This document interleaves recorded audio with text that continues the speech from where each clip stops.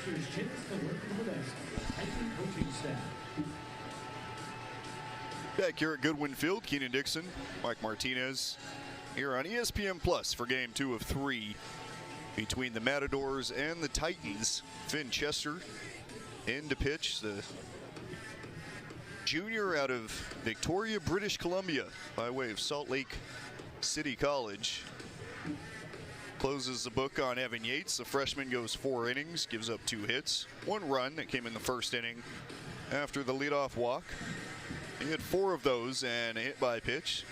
So 5 free passes given and 1 strikeout.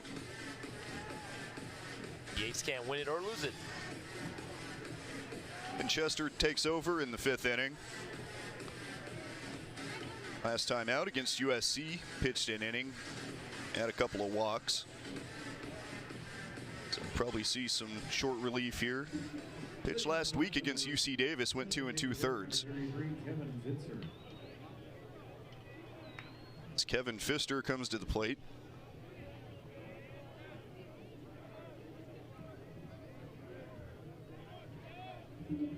Redshirt freshman out of Aliso Viejo.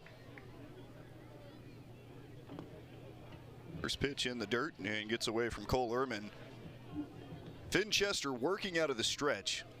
Something not uncommon for a lot of relief pitchers, guys that know that they're not going to start games. They don't have to worry about working on those windups. They can just come in and work from the stretch. Just work on one motion. 1-0 pitch is in there on the inside part. Yeah, until they go back to starting or something, they don't have to worry about it. A lot of times they come in an unclean inning anyway.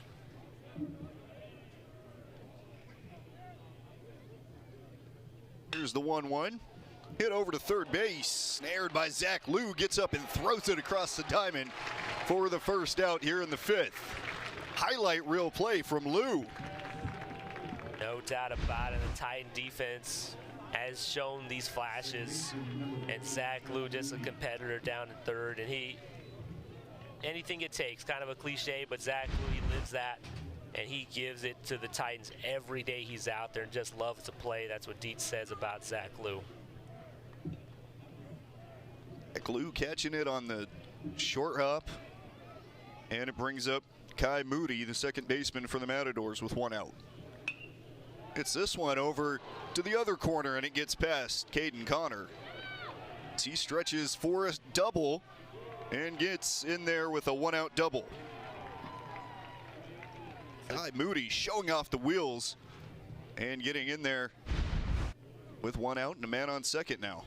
Yeah, Kai Moody, Dave Serrano really loves Moody and thinks that even though he wasn't recruited out of high school, coming out of San Francisco, and played at a junior college up there at Cabrillo, that he's got a little bit of potential, that he might be able to kind of climb the ladder, as Serrano said, and really doesn't know how high his ceiling could be. And you see a play like that, heady baseball play, you hit the ball with first baseman's gloves, you have a chance to go too, and that's what he did. Brings up Bart West. Kai Moody gets his first base hit here in the series, the all-region first-team selection last year.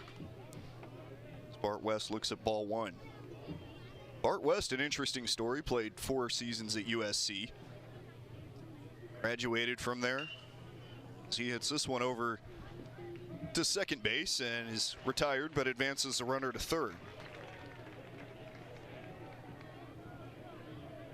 So West, coming from Singapore, played his high school ball at the Singapore American School. Continue his story, it's interesting enough.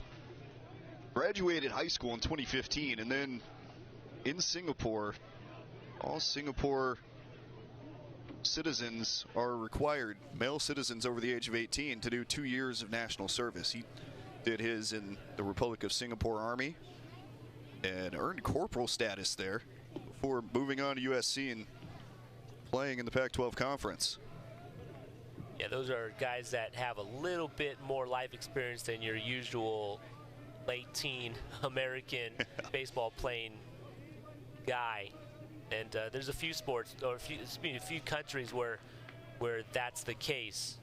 And I've seen a couple of them. I know CSUN back a while ago, they had some kids from a couple of countries in the Middle East where they had served after 18, and then they try to find something else to do because they didn't want to stay in the country and stay kind of locked into that military lifestyle. And one of the best options for them was to come to the States and go to college and do something here.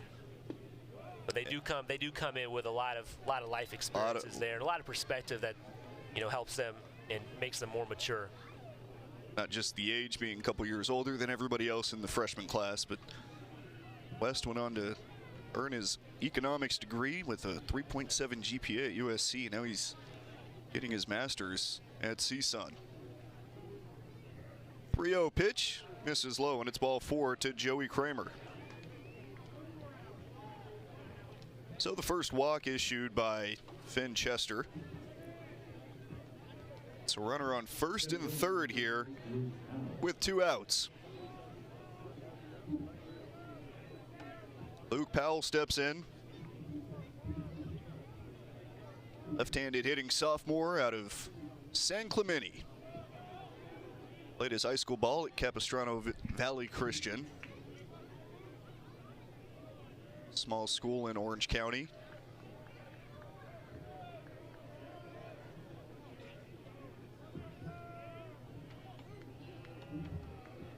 Base hit gives Northridge the lead. That one misses low. 0 for 2 today is Luke Powell. Fly out to left field and a fly out to center in his 2 at-bats. Yeah, easy to get Capo Valley Christian confused with Capo Valley. Capo Valley is the public school. Capo Christian is the smaller private school. Both really strong baseball schools. Definitely. Here's the 1-0 pitch. Chester kicks and delivers, misses low and in. 2-0. 6 straight balls issued by Finn Chester. After that 1-out double by Kai Moody, he just poked it past Caden Connor. Over at first base, diving Caden Connor, and slowly rolled out into right field, and he was able to advance to second. Moved to third on the Bart West ground out. And Joey Kramer on the 4-pitch walk, because that one's in there for a strike.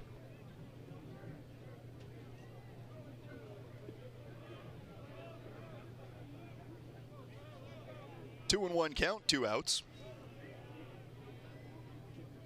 So center fielder for the Matadors looks on. Here's the pitch, swung on and missed, and the count is even. Good pitch there by Finn Chester right there. Goes arm side run on a hitter's count. So even though Powell is gearing up for a fastball, it's not where he can hit it, not even touch it. 2 balls, 2 strikes, 2 on.